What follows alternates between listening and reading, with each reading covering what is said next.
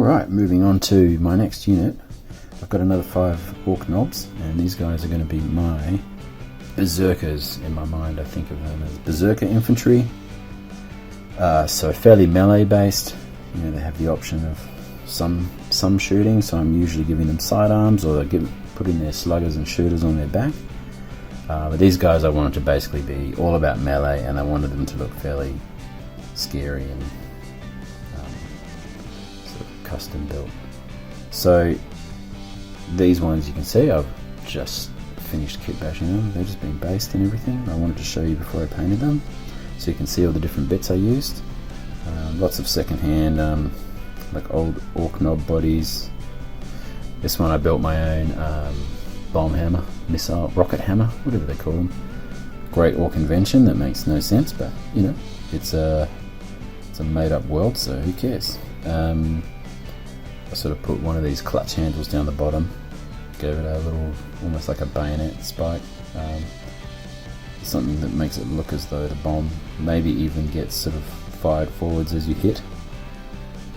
I've built up, probably to cover a dodgy join, I've built up a shoulder pad with rivets and straps to cover that shoulder. His head is from, I believe, I mean, it could even be a commando head, I'm not sure. But that's a fairly new orc face. I quite liked that shield, as if he's wearing a blast shield against the AoE from this rocket hammer. This hand was probably cut from a different kit from the arm, so I probably covered the join with this bit of plasticard and spikes. Again, added shoulder armor. Now the rocket hammer is actually made out of 3 different things. I put the clutch handles from possibly a flamer or a rocket launcher model. The middle bit was from the original, his left hand, from probably the axe that he was holding in the kit. Then there's another bit of an axe there to extend it out, and then there's a chopped down sort of mechanical segment from a chain axe, and then I added the rocket on top and the blade. Coming around, he's got his boss pole, skull and bones, bit of a tassel. He's got a spare ammo for his rocket hammer, and he's got a shooter on his back, ready to go. Alright, next in line is this very heavily armoured psycho, 2-handed chain axe, great berserker expression, lots of teeth, lots of yelling. Gave him sort of a helmet built out of an old shoulder pad. Gave him a really big sort of one-sided, you know, a cool asymmetrical armor, so a big shoulder plate with spikes sticking out of it, sort of inspired by that sort of medieval jousting armor that would be quite asymmetrical. You know, the face that you have sort of facing your opponent is more heavily armored than the other. And coming around the back here, he's got his stick bomb and a shooter, and I added a strap from, I think it was like a burner boy backpack, just to make that look like, you know, it gives it a bit more, you know, it's not realistic because it's completely ridiculous and made up, but you put a big strap there, it makes it sort of a bit more believable that he's got this huge extra bit of armor tied to himself. And plus it has all the little orc runes on there, which look great when they're painted up. One thing I plan on doing with these guys is sort of having a motif of like some sort of red armor, like a red shoulder plate or red helmet with a white skull on it, to sort of denote them as my Berserker squad. One, they'll look cool on the battlefield, and also I'll be able to find them in my model box when rummaging through from the top. Here's another dual-wielding maniac. This one's kind of kit bash from one of the old Nobz bodies. It's all sort of painted a bit. I get a lot of models second-hand. Sometimes there's old paint jobs and things on there, and then I get, you know, head from somewhere else, weapon arm from somewhere else. So this guy is dual-wielding a chain arm, saw arm, and a chain sword. built obviously quite a lot of his armour, all the way from his groin there, and the side there in the armpit, around his shoulder. These are all extra bits of plasticard that I've put rivet holes in, and I sort of mess up the edges a bit with a file. All the way around to this side, I've sort of built some armour plates up his arm. This sort of stuff looks okay like this, but I tell you what, when it gets painted up, it looks great.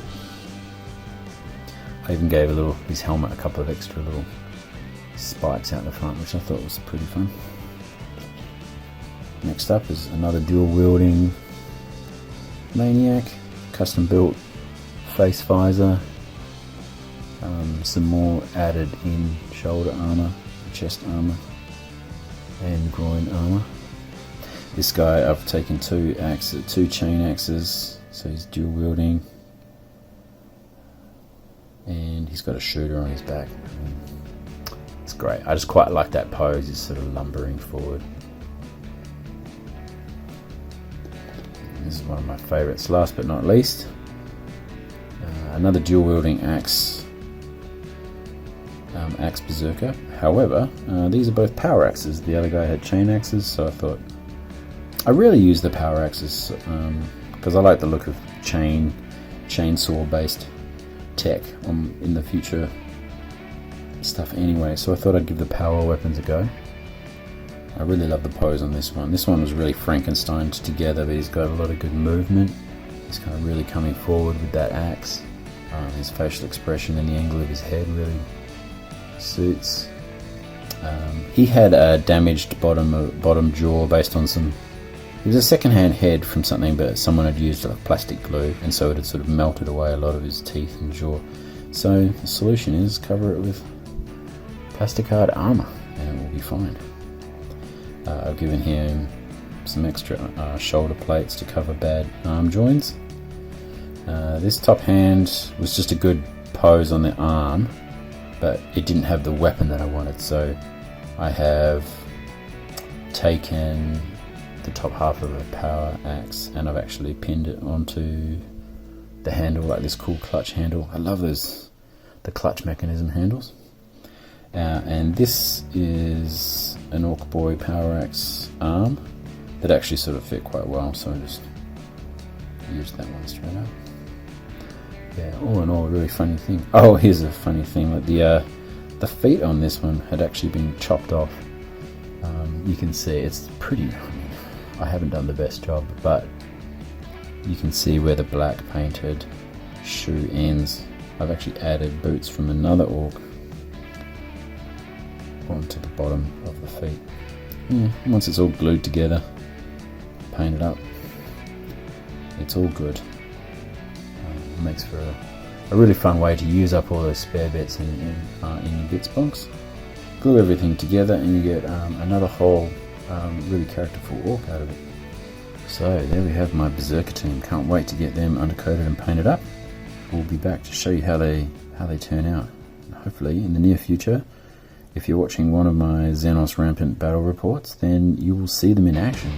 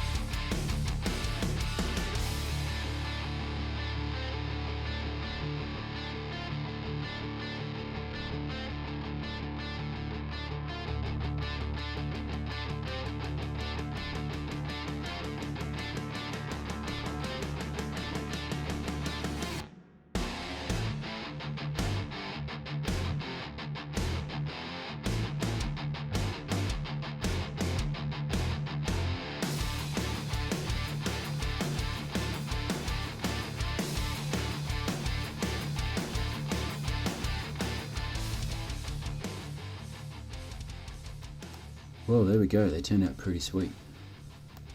I hope you enjoyed my montage of basically just the interesting bits.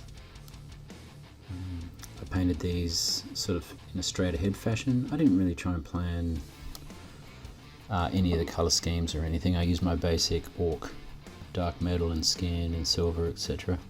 But as I was painting, I decided on this red scheme, as if they'd all called each other before the battle, and sorted out a uniform to kind of make themselves stand out as berserkers.